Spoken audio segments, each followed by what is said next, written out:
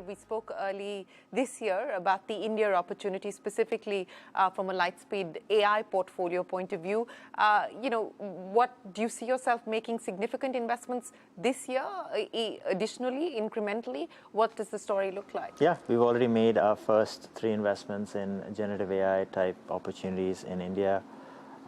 Without naming them, one of them is in education, English learning specifically. That's very interesting. And the second one, actually I'll name it, it's out there already, is a company called Portkey, which is infrastructure software to help developers build better LLM-based applications. The founder was just here the last 3 weeks, and that's been doing well. So those are 2 opportunities, one infrastructure and one consumer application. Just to add an editorial on all this, we've been talking a lot about business applications. I think consumer usage of generative AI is actually where the innovation might occur first.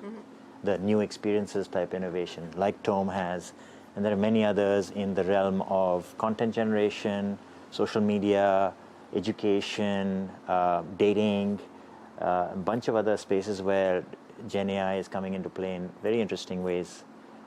We've had people I think there have been stories out there where people have been chatting with Gen AI-based bots and gotten emotionally attached to the bots. So there's a lot of power in this stuff. Yes, there is. Speaking about this power, Raviraj, and through the conversations that I've been having here on this trip, I think one thing is very, very clear, that this is a point in history that has the potential of having a transformative impact. And the question now is, how many spaceships are you going to see, take off? Some of these companies have the potential, or at least you believe they have the potential to escape velocity. How do you see the transformative impact at this point in time? Yeah, I think I would, one of the big things we've been thinking about this, like across the board in our partnership, it's sort of like a consensus view that this is one of the biggest transformations of our lifetime, right? And the impact of this revolution on human productivity is likely going to surpass even the Industrial Revolution.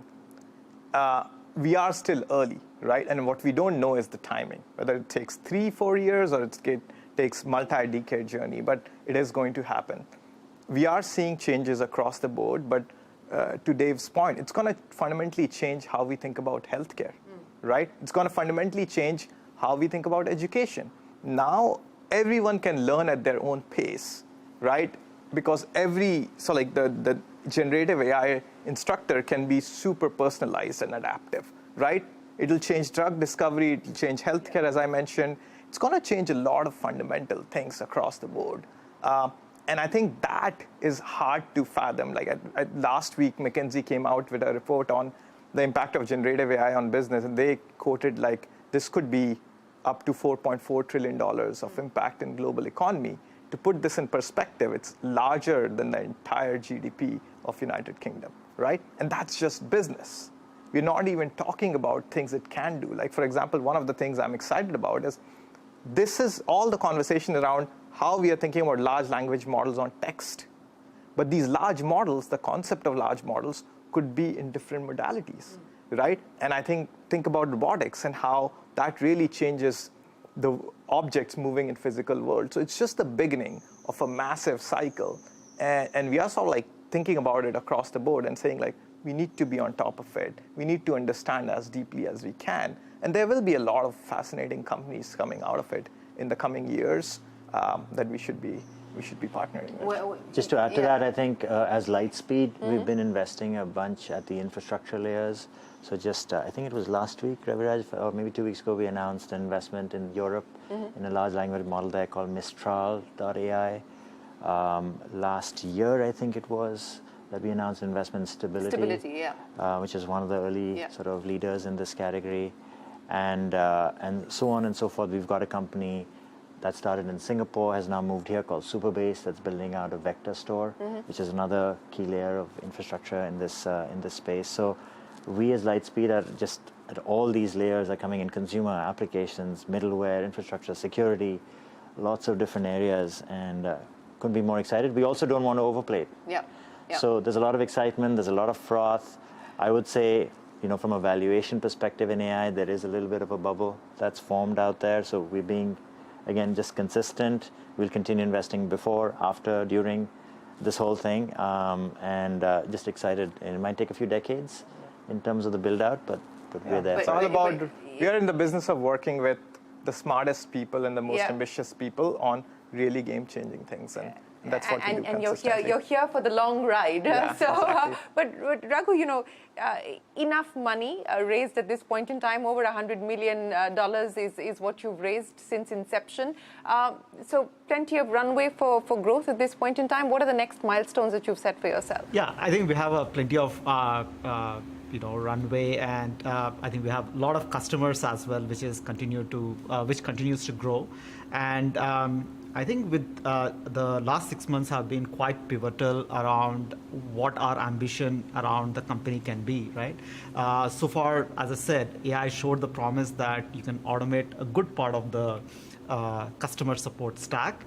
And right now we believe that it probably can automate the entire 100%. So you kind of go from automation assisted to fully autonomous kind of support, which is, the market is its current spend is $1 trillion. It'll take quite a few years. It's not an industry that can change really fast, but going in that direction, I think the entire enterprise software stack for customer experience, right from automation to contact center to service desk to ticketing, all of these have been built over the last 20 years, assuming that humans are going to provide the support. And we believe that this entire stack need to be rethought about, right? The same stack will not work in a completely different era where automation is probably 80 to 100% of the interactions. So we believe that's an opportunity to, play a big part and pivotal role in the new stack that's going to define customer support, right? So that's our ambition. Speaking of the new, let me address the old with you, Keith. And your purpose was really to break the walled garden of Microsoft, so to speak. But how do you see the incumbents reacting to companies like yours? I mean, I think what we're seeing is sort of a very surface level response, which is to say that if you're building a document tool or a slide tool, we've seen movies about generating images there or editing some text there. But I think while the incumbents are playing in sort of the last mile of documents and presentations, we're moving higher up in the idea generation process. We're moving to a world where you can show up to Tome with the kernel of an idea, whether you want to build a website or a pitch deck or a memo, and then we ask you questions, we ingest data from your enterprise, from your hard drive, and you shape your idea and the crystallization of it with Tome to the point where we're actually helping you structure thought rather than helping you move images and text around on a box. So I would say that we're just on a completely different plane than the incumbents when it comes to the way we're approaching sort of modern productivity. How do you see this David versus Goliath battle playing out, Dave? Because at least as far as the large language models are concerned, at this point in time, given the capital requirements, it looks like they do have an advantage and an edge. But it's in the innovative layers that we spoke about that the expectation is that people like Keith and Raghu will be able to move forward. I think the answer just lies in history. Did Electronic Arts win mobile games? No, Zynga did. Right? Did some taxi company win the mobile wars? No, Uber did, and Ola in India, and so on and so forth.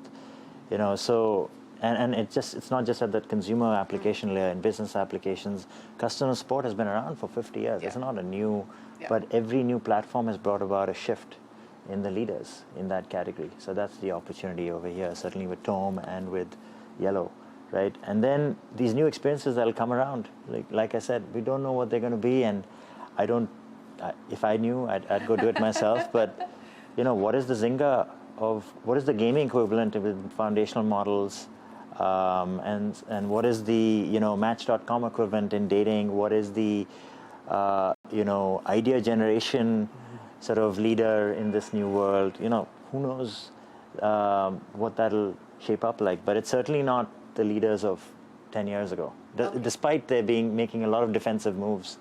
with co-pilots, but it's going to be a new generation. That's what history shows us. Well, a new generation that we look forward to. Dev, Raviraj, Raghu, and Keith, it's been an absolute pleasure. We wish you all the very best of luck with your individual efforts and endeavors, and we look forward to hearing more from you as the story develops and as the change that you hope to make brings about the disruption that you hope for.